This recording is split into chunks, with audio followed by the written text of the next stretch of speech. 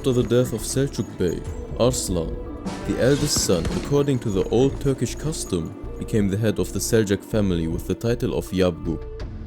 However, the other members of the family were in a semi-sovereign state with their Oghuz subordinates.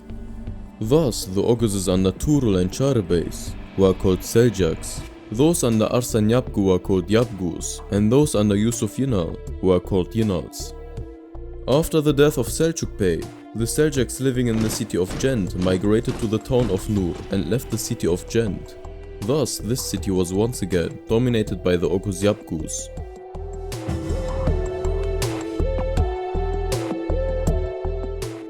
With the elimination of the Samanid state, the Seljuks were confronted with the Karakhanids who dominated Mavera Nahr.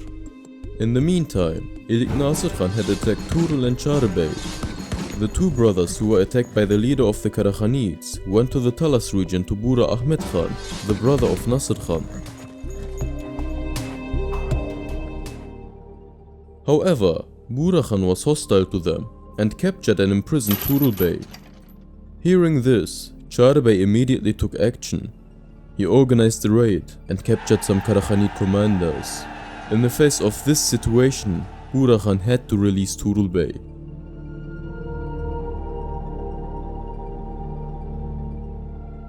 Sometime later, upon the death of Ilik Nasir Khan, the Karakhanid prince Ali Tekin, who had been imprisoned by the Karakhanid ruler Arslan Khan, found an opportunity and escaped from prison. He reached Arslan Yabgu and formed an alliance with him against the Karakhanids. With the support of Arslan Yabgu, he captured Bukhara and succeeded in establishing an independent Karakhanid principality here. Then he married the daughter of his ally Arslan Yabgu and became more powerful. Thus, a new alliance front was established against the Karakhanids and Ghaznavids.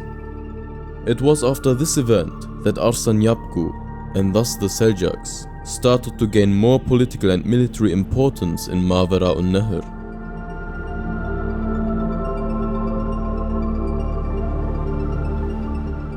Tuğrul and Çağrıbeys wanted to join Arslan Yabgu's alliance with Ali Tekin, but they were not accepted. There was no close relationship between Arslan and Tuğrul and Çağrıbeys, and it was obvious that there was a coldness and tension within the Seljuk family. This tension reached further dimensions, and as a result, Ali Tekin took action against Tuğrul and Çağrıbeys. It is unthinkable that Arslan was unaware of this hostile initiative of his ally, or that Ali Tekin did not seek his approval in this matter. Tuğrul and Çağrıbey, who were in an extremely serious and dangerous situation in the face of the pressures and attacks of Bura Khan on the one hand and Ali Tekin on the other, decided to seek a new and safer home for themselves. While Tuğrul Bey and the Turkmens retreated to the deserts, which were easier to defend, Çağrıbey embarked on an expedition to Byzantine-ruled Anatolia, where his Turkic compatriots, who had served the Abbasids in the past, were engaged in military campaigns. Çağrıbey traveled westwards from Mavera Nahr towards Anatolia with 3,000 Turkish horsemen. In 1016 he passed through Khorasan, which was under the rule of the Ghaznavids, at lightning speed, and entered the lands of Persian Iraq with the Turkmens, who had come here before and joined him, despite the fact that Arslan Jazib, the governor of this region, was following him.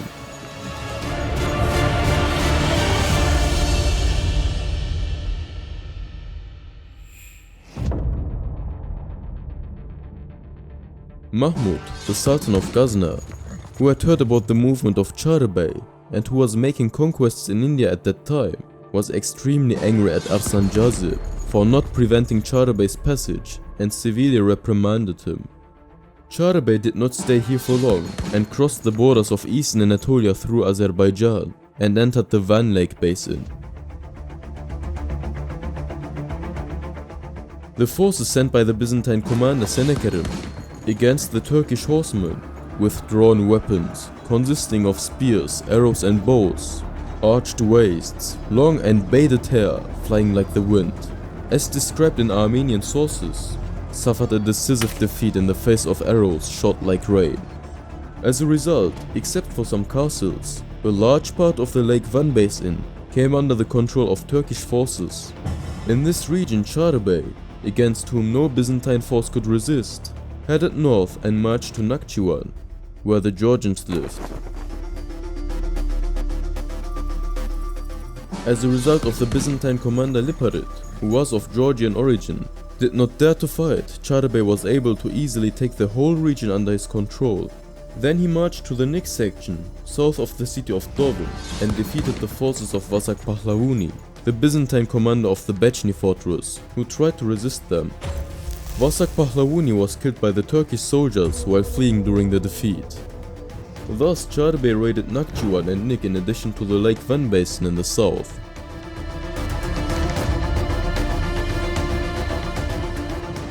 Soon afterwards, Charbay managed to deftly evade Arslan Jazib's fierce pursuit of him. He returned to Mavera-un-Nahr via Azerbaijan and Khorasan, the route from which he had traveled, reached his brother Turul Bey, informed him about his expedition and encouraged him to move westwards, saying, "We cannot fight with the powerful states here, but we can go to Khorasan, Azerbaijan and East Anatolia and rule there, for I have not found any force there that can resist us."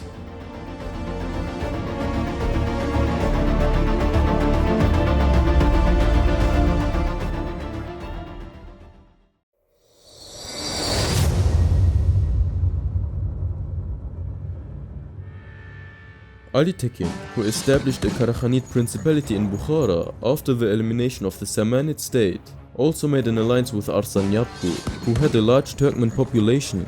He succeeded in becoming the representative of a third political and military force against the Ghaznavids, and began activities to expand their sphere of dominance in Mavera-un-Nahr.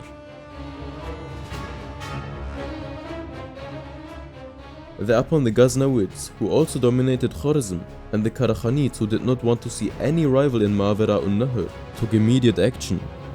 Yusuf Qadir Khan, the great ruler of the Karakhanids, and Mahmud, the Sultan of Ghazni, held a meeting near Samarkand.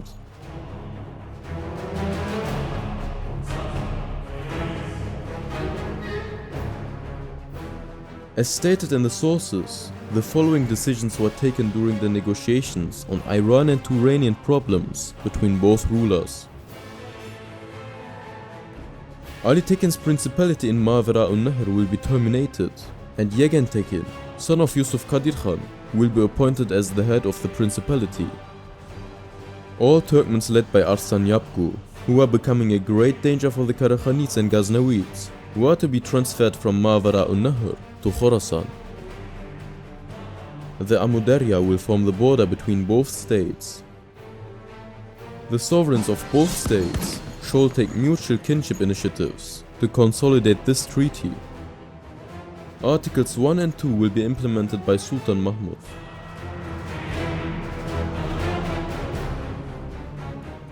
Ali Tekin and Arslan Yabgu immediately retreated to the deserts upon hearing the news of the meeting of these two great rulers.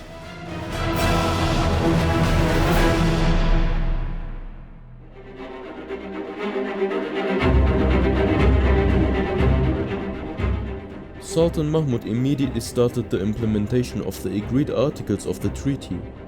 He sent an envoy to Arslan Yabgu and said, "We are constantly going to India on expeditions. Volunteers from many Islamic countries participate in these expeditions with us, but why don't you, who are Muslims, participate in these expeditions? I invite you to my palace to discuss all these issues and to establish friendship.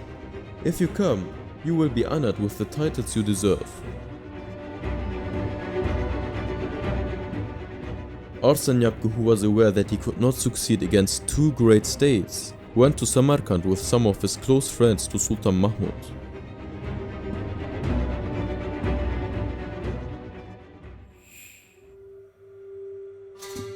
During the speeches at the feast in his honor, the Sultan asked, "If I need military help, how many horsemen can you send me?"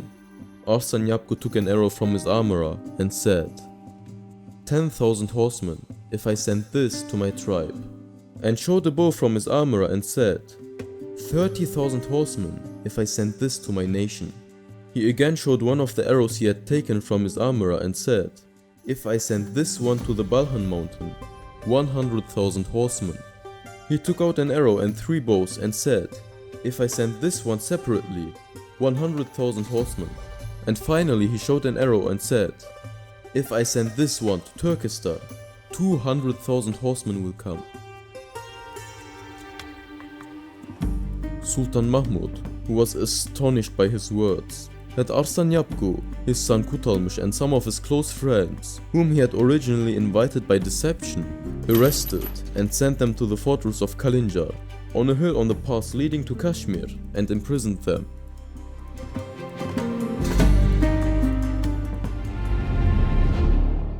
After eliminating Arslan Yabgu in this way, Sultan Mahmud attacked his Turkmens, who are left without a head, and had them plundered extensively, and soon afterwards, despite the opposition of Arslan Jazir, the governor of Khorasan, he brought a group of 4,000 tents to Khorasan and settled them in Nessa, Bavert and Ferave.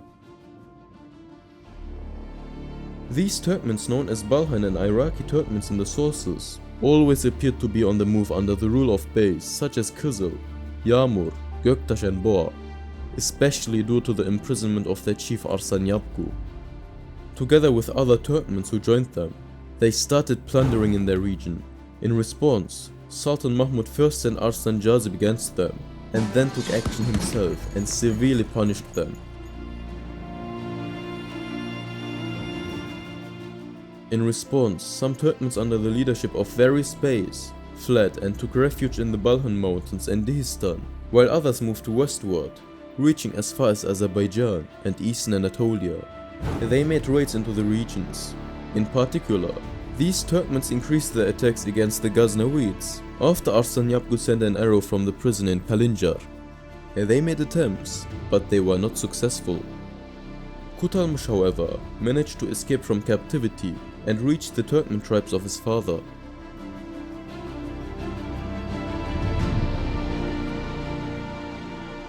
After a while, Arslan Yabgu died in his prison, where he stayed for 7 years.